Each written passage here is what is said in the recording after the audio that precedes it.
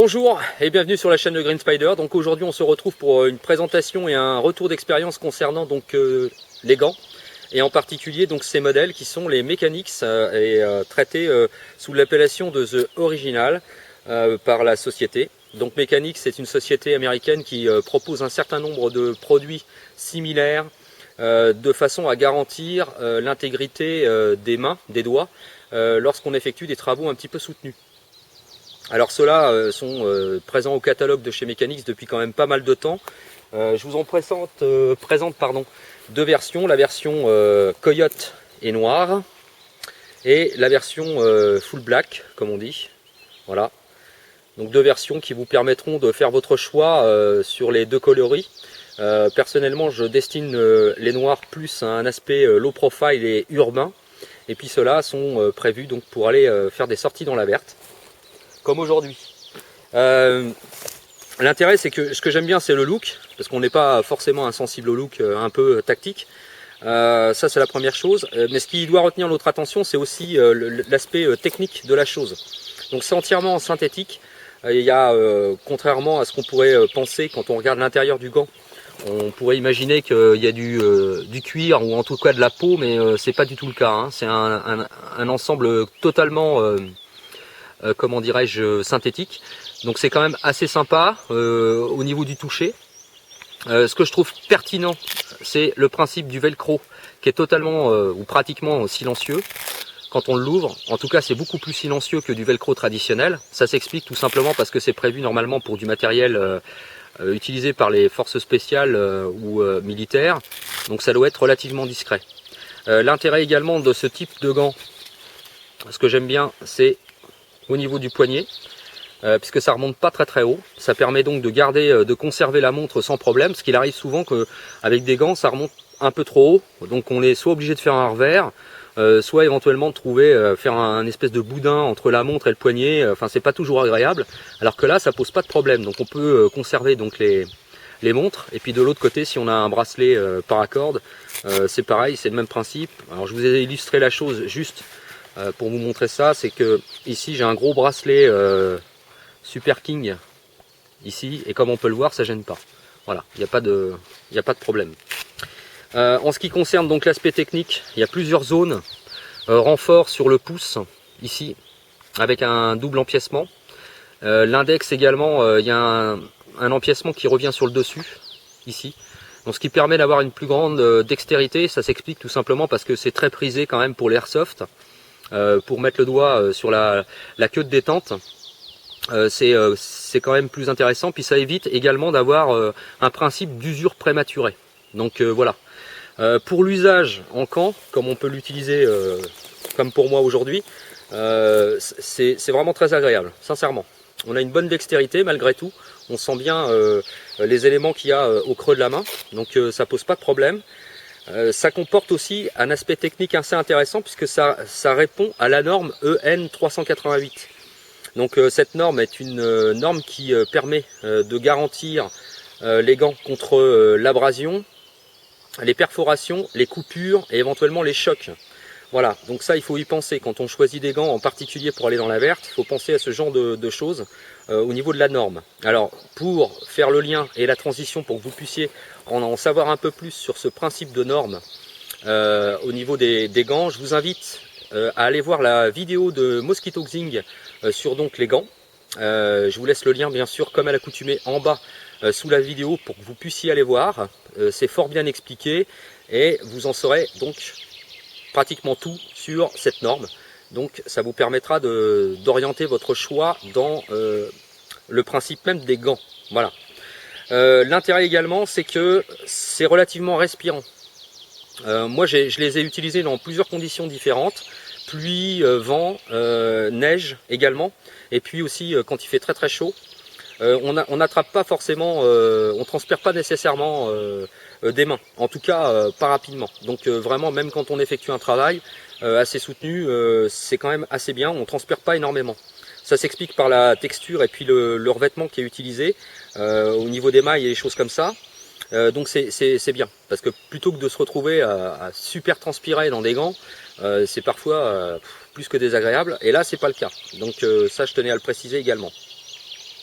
Au niveau de la tenue, dans le temps, ceux-là, ça fait quand même plusieurs mois hein, que je les ai. Ça fait plus de 6 mois que je les ai utilisés. Et je les ai utilisés vraiment dans beaucoup de conditions, comme je vous l'ai dit. Hein. Et comme on peut le voir, il n'y a pas d'usure prématurée. Vraiment, il n'y a pas de dégâts particuliers. J'ai ripé 1 ou 2 fois avec un couteau. En particulier sur le devant de l'index, index gauche, et comme on peut le voir, il n'y a pas de coupure. Donc c'est plutôt intéressant. Hein. Si j'avais pas eu les gants, voilà, bah, je m'en serais souvenu. Hein. Comme ça m'est arrivé une fois, bah, en tirant un couteau, pour ceux qui s'en rappellent, j'aurais mis les gants, j'aurais pas eu ce souci-là. Hein. Donc toujours mieux vaut prévenir que guérir, comme on dit. Donc quand on utilise un couteau, faites ce que je dis, ne faites pas ce que je fais, à savoir utiliser toujours des gants. Toujours, toujours, toujours. C'est absolument impératif. Et donc des gants qui résistent et donc qui possèdent la norme EN 388. Voilà, pensez-y. Pour le reste, je voulais faire un petit rappel parce que je sais qu'il y en a qui se posent éventuellement la question. Donc je vous fais le truc en direct, en lien. En ce qui concerne les utilisations des téléphones portables, est-ce que au final on peut s'en servir sur les téléphones portables et en particulier tactiles? Il n'y a pas de souci, hein, ça fonctionne bien. Maintenant, bon, faut quand même pas oublier, hein, les doigts sont assez gros c'est un peu surdimensionné. Donc si vous voulez utiliser le téléphone pour envoyer du SMS, ça va ressembler à un charabia totalement incompréhensible. Hein. Donc parce que ça va pas être très très précis. Mais par contre, quand on veut sélectionner des éléments sur le téléphone lui-même, tout simplement quand pour n'importe quoi, pour des applications, des choses comme ça, bon voilà, ça fonctionne sans problème. Donc c'est plutôt pas mal. Voilà. On peut le voir, on peut sélectionner. Voilà. Ça pose pas de problème. Donc ça c'était plus pour l'aspect un peu, pour ceux qui se posaient la question pour le téléphone portable, est-ce que ça fonctionne? Oui ça fonctionne, mais bon, si vous voulez utiliser, comme je vous l'ai dit, pour du SMS et des choses comme ça, faut oublier. Parce que bon, mais c'est pas réservé uniquement à Mechanix. Je pense que sur d'autres modèles de gants, on doit avoir le même problème. Le velcro tient très bien, vraiment. Moi je le trouve très très bien. La hauteur, elle est parfaite. Sincèrement, elle est parfaite pour l'utilisation.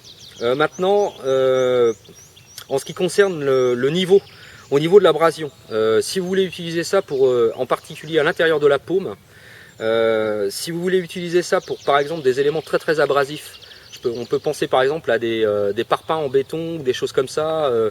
Je pense qu'il faut oublier, il faut se diriger sur quelque chose de vraiment spécifique pour l'utilisation d'éléments comme ça, parce que ça finit par être, le béton c'est très abrasif et ça finit quand même par faire pas mal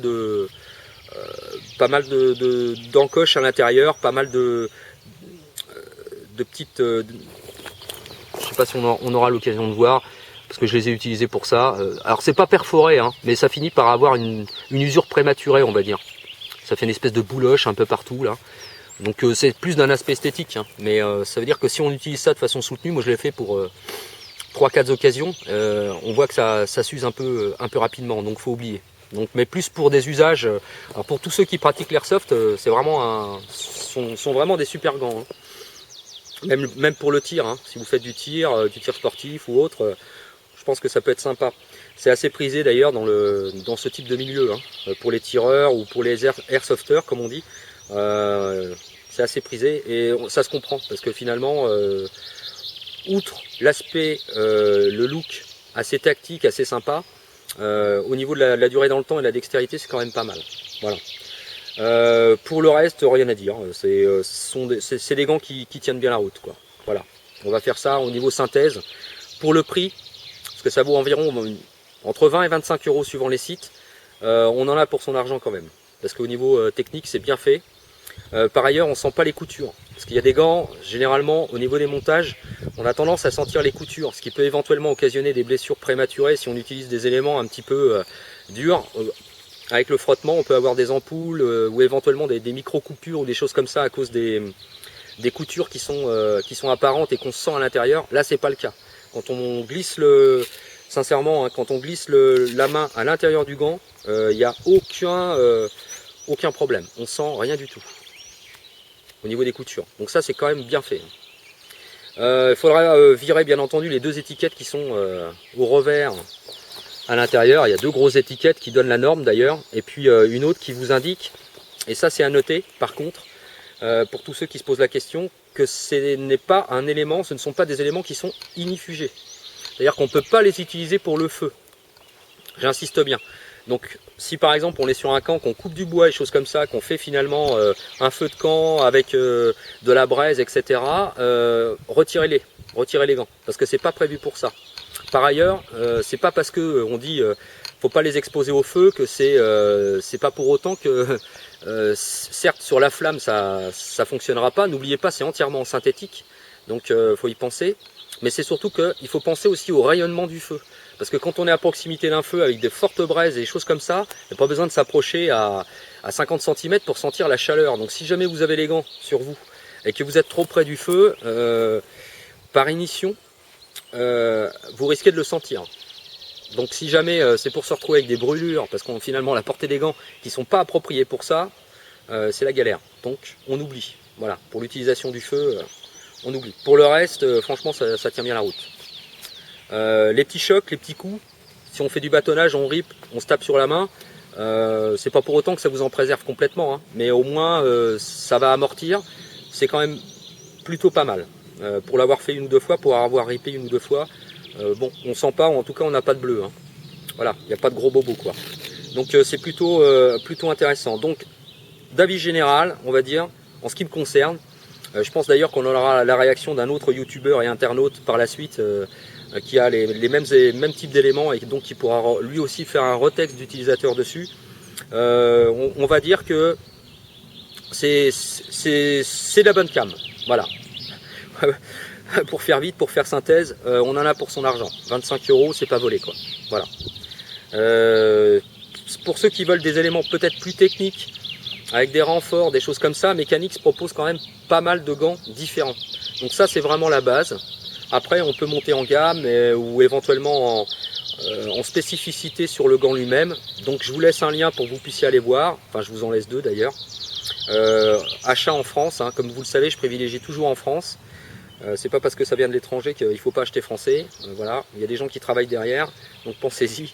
C'est juste pour le petit message comme ça. Donc voilà, je vous laisse les liens, allez voir. Il y a quand même pas mal de choses. Moi je trouve que c'est une bonne marque. Sincèrement c'est une bonne marque. Voilà. Il vaut mieux parfois investir un tout petit peu d'argent, c'est toujours ce que je dis. Il y a des éléments on peut très bien laisser de côté et puis pas acheter très cher parce que finalement ça tourne un peu comme les t-shirts ou les choses comme ça. Par contre quand on veut des éléments techniques et qu'on souhaite que ça tienne vraiment le choc et surtout dans la durée dans le temps, je pense qu'il faut peut-être mieux investir un petit peu d'argent et pas être déçu plutôt que d'acheter à répétition 5-6 fois 5, 7, 8 € et puis au final voilà quoi, ne plus avoir rien. Donc on peut y penser. Voilà, j'espère que cette petite vidéo, ce petit retour d'expérience vous aura plu concernant donc les gants Mechanix. N'oubliez pas, comme toujours, si vous souhaitez, vous pouvez laisser des commentaires en bas ou par message privé. Je vous laisse avec quelques images, des couacs, on va dire. Voilà, je vous laisse avec quelques couacs. Ça arrive très très souvent pour les vidéos, parce qu'il y en a beaucoup qui se posent la question, qui m'ont envoyé des MP en me disant est-ce que tu pourrais nous mettre tes couacs finalement, parce que on s'imagine toujours, je fais toujours les vidéos d'une seule traite. Mais ça m'arrive très fréquemment d'être obligé de recommencer 2, 3, 4, 5 fois parce qu'il y a un élément qui va pas, parce que je bafouille, parce que je dis une connerie, ça peut arriver, ou parce que ça le fait pas quoi. Donc je vous laisse aujourd'hui les quelques couacs que j'ai eu. Ça arrive, hein, comme on dit, ça arrive. Voilà, donc je vous le mettrai pas systématiquement à tous les couacs quand ça m'arrive dans les vidéos. Bon, je ferai peut-être un bêtisier, un de ces 4. Ça m'arrive de garder un petit peu les couacs de temps en temps. Donc je le ferai peut-être un de ces jours. Bon, en tout cas, là, je vous laisse avec les petits couacs que j'ai eus. J'espère que ça vous plaira. Et puis voilà, comme toujours, n'oubliez pas, portez-vous bien. Et bien sûr, carpe diem. Salut!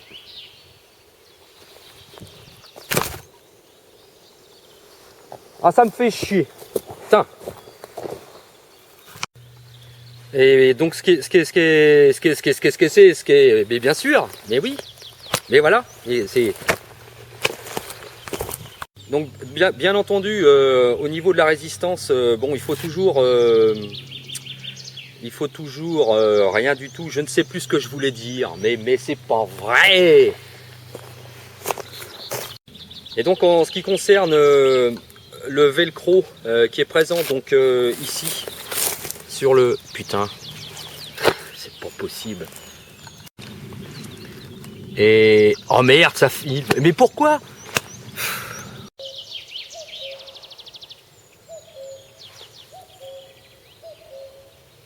Et toi aussi, t'as décidé de me faire chier? Oh, ouais.